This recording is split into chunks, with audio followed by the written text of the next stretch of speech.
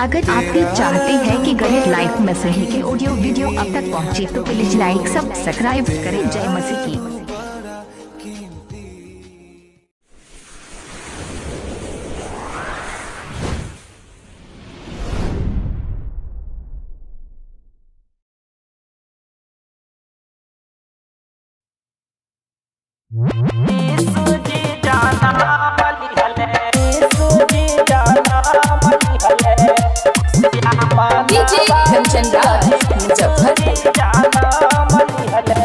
मौसम ठंडी रहे बिना सुहामन जी, मौसम ठंडी रहे बिना सुहामन जी। सूजी जाना मलिहले खुशिया मानावागी अजी। सूजी जाना मलिहले बड़े मानावागी अजी। सूजी जाना मलिहले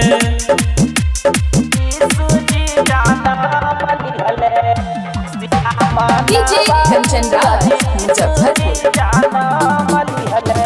बैतलम नगरिया में यीशु जाना मलिहले। प्रभु के दूत सब गड़ेरी के बताई दिहले। बैतलम नगरिया में यीशु जाना मलिहले। प्रभु के दूत सब गड़ेरी के बताई दिहले। लिहले उधार करता चरनी में जानम जी। लिहले उधार करता चरनी में जानम जी। अज पापा से करिए सबके यीशु उधार जी। अज पापा से करिए सबके यीशु उधार जी। अज लिहाले जानम यीशु खुशिया मनावा जी।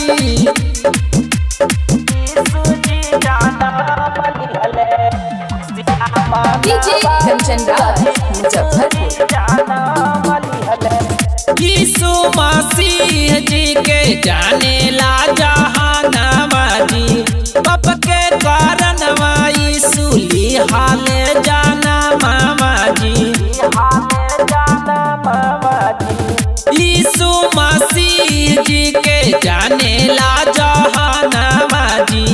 पाप के कारण यीशु लिहाले जाना मामा जी।